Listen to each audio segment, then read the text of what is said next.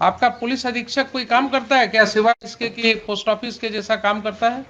एक केस में हमने देखा कि एक चौकीदार ने लिख दिया कि ड्रेडेड क्रिमिनल है ये, जबकि उस व्यक्ति के खिलाफ कोई दूसरा मुकदमा नहीं था।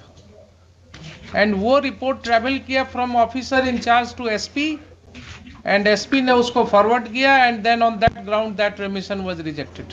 आपके एसएसपी को क्या इंफॉर्मेशन है कि ये 24 साल के बाद जेल से निकल करके फिर से क्राइम में इन्वॉल्व हो सकते हैं? लिख दिया। ये तो किसी भी व्यक्ति के बारे में वैसे ही भी बोला जा सकता है।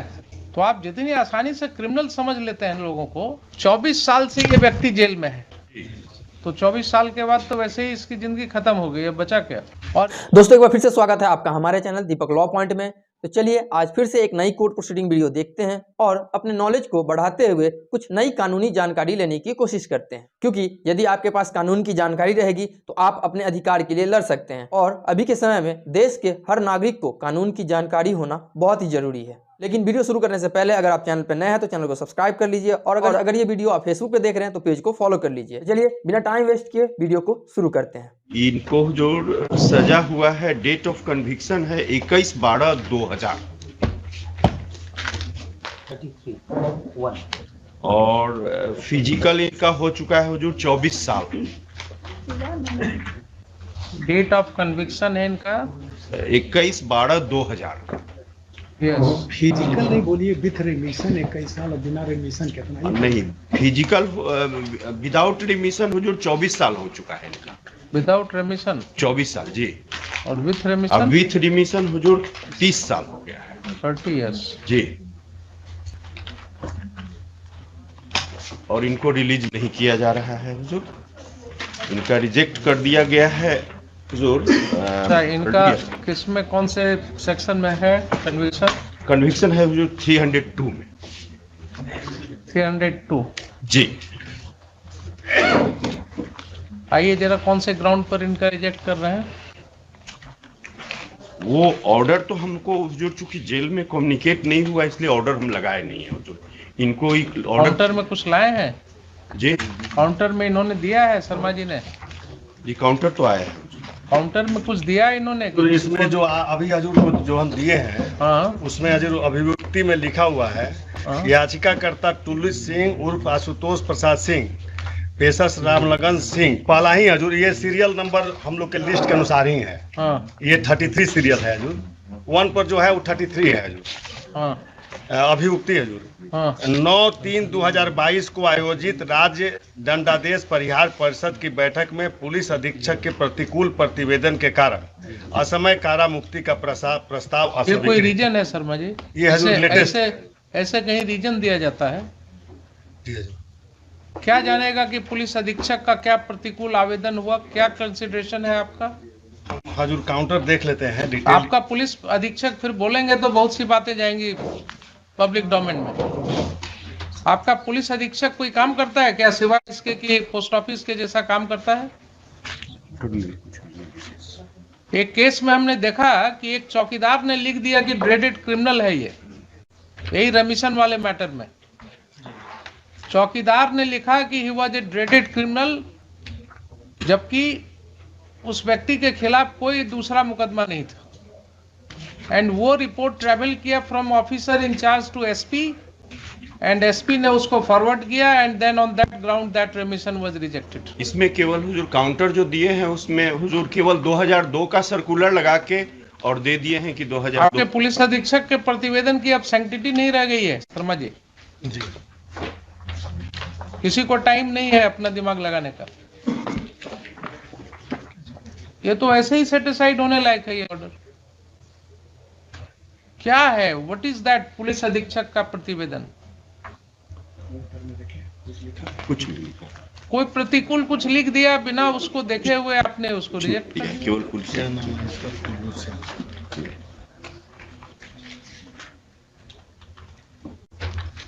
केवल लिखा है कि एसएसपी मुजफ्फरपुर भाई मेमो नंबर डेटेड इतना। आप इसी तरह से रीजंस देते हैं क्या सबका रिजेक्शन का? 2 लाइन में बस लिख दिया प्रतिवेदन। पैराग्राफ नंबर 8 में हुजूर लिखा हुआ है, द एसएसपी मुजफ्फरपुर भाई मेमो नंबर 1070 डेटेड। लगाया है इन्होंने? Has he brought it on record? जी ना, जी ना। तब जी। Total in application of mind, इसी को कहा जाता है क्लोज माइंड से आप काम करना। बोलिए, इसके ऊपर ही कहते हैं आपकी 10 केस प्रतिवेदित है। He is not convicted in those cases. So is it a ground? Can it be said to be a valid ground to reject his request for premature release? And that too to a person who has remained in custody for 28 years, actual custody. 20 में तो इनका जो conviction हुआ है 2000 में। Conviction कभी भी हुआ है। 28 साल ये व्यक्ति जेल में बिता चुका है। ये तो 24 साल कह रहे हैं, 24 साल ये कह रहे हैं। 24 साल जी, और विद और रिमिशन रिमिशन के साथ 30 साल। जी। तो 24 साल के बाद तो वैसे ही इसकी जिंदगी खत्म हो गई है, बचा क्या? 24 साल जो व्यक्ति जेल में रह गया, अब उसके बाद उसका क्या बचा? सारा जो है सरमाइजेस एंड कंजेक्चर्स पर बेस्ड है आपका। Is it your policy that if 10 cases are lost, 10 cases are pending against him, then he would not be entitled to be considered for release? बोलिए Sharma ji. There is heinous crime, my lord. The bar, my lord. There are 4 types of bar enumerated in Roman 4 A, B, C, D, my lord. Yes, पढ़िए क्या First, क्या? my lord, prisoner convicted of heinous offence, ठीक है। such as rape, dacoity, terrorist crime, etc. These are the inclusive, my lord, not exhaustive. Not covered. Petitioner is not covered under this. He is convicted under section 302, my lord, and 102 is eligible for. prisoner who have been convicted for organized murder in a premeditated manners and in an organized manner. That is not your case. Professional murderer who have been found guilty of murder by hiring. That is also not your case. Convicted prisoner who commit murder while involving in smuggling operations That is also or not who your are case. guilty of murder of public servants on That is also not your case. एक So बात his case was not covered under the exceptions. नहीं, ये हजूर इनके जो record आप पर पहले ये मेडिकल है इन चारों में से कोई एक्सेप्शन अप्लाई करेगा इनके केस में? नहीं, वो तो नहीं हजूर नहीं करेगा, करेगा ना। नहीं करेगा हजूर। And that is not the एक बात reason. Hazur- That is not the reason provided by you for rejection. The reason is the report of SSP. Apart these bar, my lord, apart from these, my lord, the report of the presiding judge, which is the statutory requirement, my lord, Mr. Sharma, please confine your argument to the extent my lord. of your grounds taken in the rejection order. You cannot supplement the grounds now. My lord. The ground stated by the remission board is only one, the report of the SSP. My lord. You cannot be allowed to add grounds to that.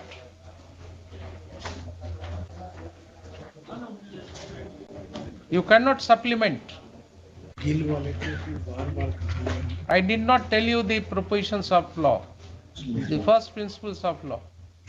Something which you have not stated in your order, you cannot be allowed to defeat the petitioner by adding grounds to that. कौन गिल वाले case में कहा गया? Mahendra Singh Gill. Mahinder Singh Gill case. नहीं हुजूर, इसी point पर हुजूर अभी apex court का जजमेंट आया है, वो हमने है। लगाया है अपने पेपर बुक में लास्ट लेक्चर हुजूर, उसमें एकदम क्लियर कर दिया गया है कि 14 साल और 20 साल पूरा होने के बाद स्टेट को छोड़ना है, ये कैसे हो जाएगा?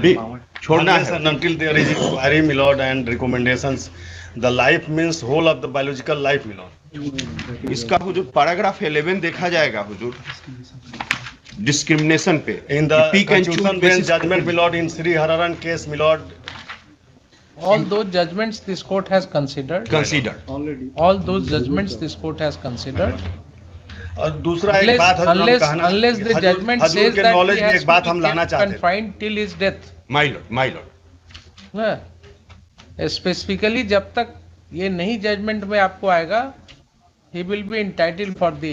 It's entitled for consideration by the Yes. competent No. authority, my lord. Just a minute. तो consideration आप देंगे within the four Consideration in corners, terms of the policy, my lord. within the four corners of the policy Policy, only. my lord. Show me, na. Show me that how his case is liable to be rejected under your policy. इसमें तो You just read count out ये the बता four रहे हैं कि exceptions. Police report adverse है, So you read out the four exceptions. my lord. Show me that this policy contains any stipulation that if there are some cases pending against him as under trial prisoner, he would not be entitled for remission. दिखा दीजिए, you will succeed. नहीं, हम ये कह रहे हैं जो कि this is the bar, this is the bar. His case is not covered under that bar. हाँ, this case is not covered under that bar. Right. If the case is not covered under that bar, my lord, there is some other consideration, my lord. The consideration is, my lord, the one is the statutory requirement under the 433 itself, my lord, the report of the presiding judge, my lord. The second is the probation officers, my lord. The third is the police report, my lord, and other, my lord, the jail authority, my lord, report of the jail authority. For the reasons, my lord, the jail authority is, आपने you took name of some of the authorities. my lord. This is not your case that any of those authorities have submitted any adverse report against The him. one authority has submitted adverse SSP. report, the police, my lord. Now police has submitted adverse report. My lord. Confine your argument to that only. Focus on that for the present. What is that report? That report says annexure P/5. Annexure P/5 says कि इनके खिलाफ 10 मुकदमा लंबित है अभी, और इसलिए इनको अगर छोड़िएगा तो फिर से ये इन्वॉल्व हो सकते हैं क्राइम में. 24 साल से ये व्यक्ति जेल में है. आपके एसएसपी को क्या इंफॉर्मेशन है कि ये 24 साल के बाद जेल से निकल करके फिर से क्राइम में इन्वॉल्व हो सकते हैं? लिख दिया.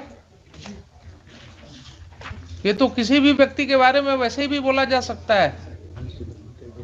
जब सकने वाली क्रिया में आप जाइएगा, नहीं, since there is 10 cases pending 10 and the cases, tender age of his, my Mr. lord, Sharma, 10 cases as under trial prisoner. under trial, my lord. Therefore, my Presumption lord, will be of therefore, my lord, innocence. there is possibility to influence the evidences. Very good, very good. So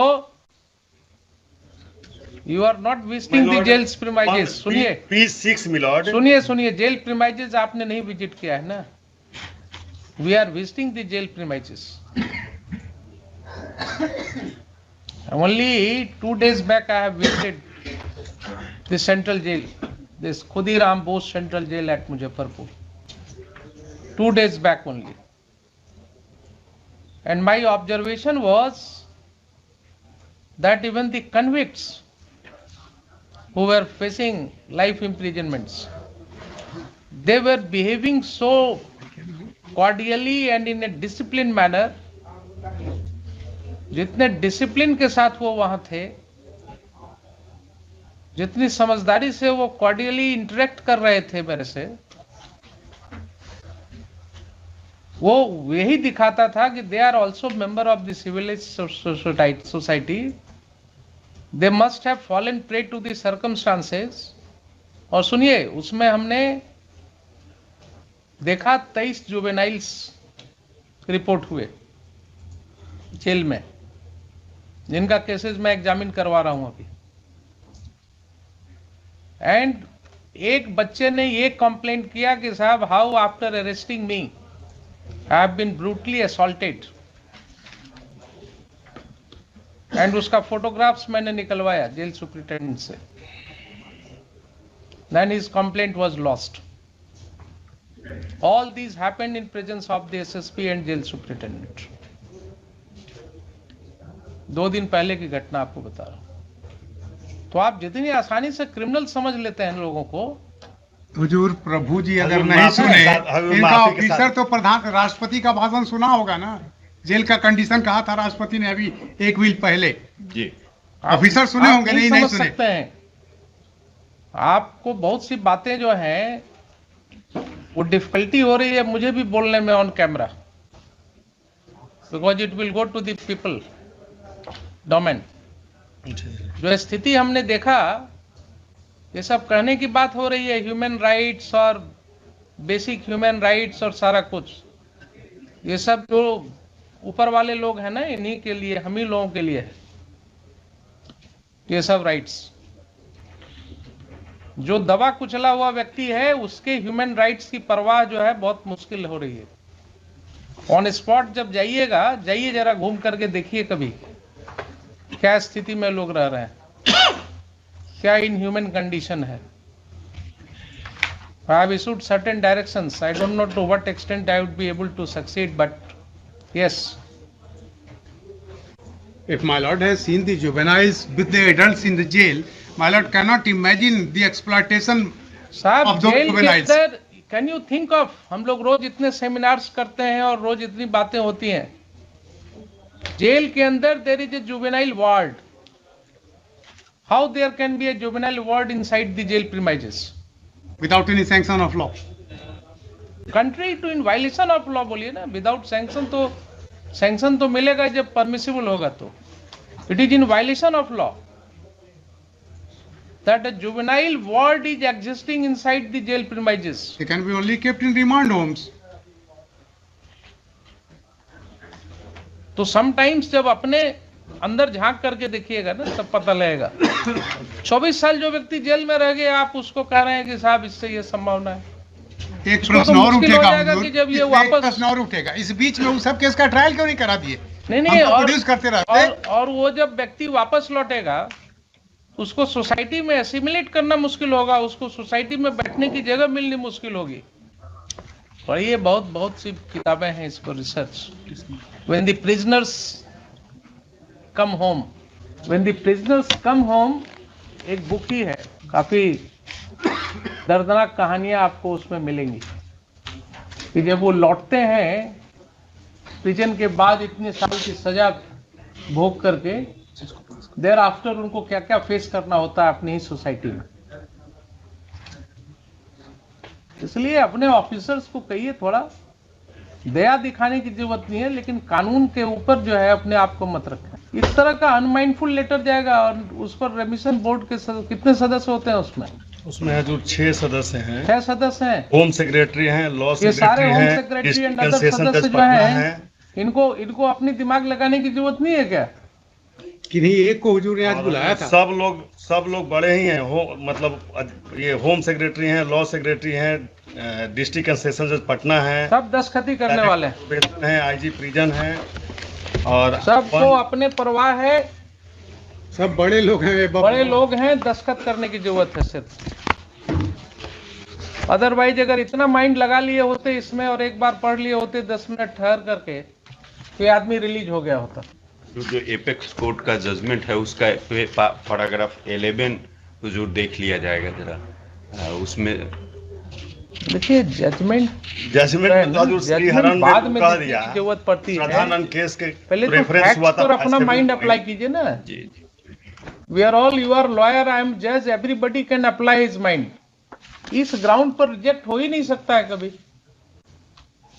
और दूसरा बात, हम हजूर एक बात overall कह रहे हैं हजूर कि आजकल कोई भी पिटीशन में सब्जेक्ट टू सम एक्सेप्शन इतना पिटीशन है, किसी में न तो ट्रायल कोर्ट का जजमेंट लगाते हैं लोग, न तो अपीलेट कोर्ट का लगाते हैं, कुछ पता ही नहीं चलता है कि एलिगेशन क्या है, मैनर ऑफ क्राइम क्या है, ट्रायल माइनर ऑफ 20 क्राइम साल क्या पुराना है। हुआ, जेल में जो आदमी रह रहा है उसके परिवार को पता तक नहीं रहता है कि हजूर, जजमेंट लेकिन कहाँ रिमिशन है। के केस में हजूर हम पहले मैंने हर एक जेल पिटीशन में में देखा, हजूर सुनिए, जेल- जजमेंट लगाया जाता था, unless and until there is judgement my lord, the manner of crime my lord आप एंड इनकी मैनर। बात नहीं सुन रहे हैं। जी हजूर, आप बोल रहे हैं, बहुत अच्छा लग रहा है, जी हजूर, लेकिन मेरा अनुभव जो है वो इनको सपोर्ट कर रहा है।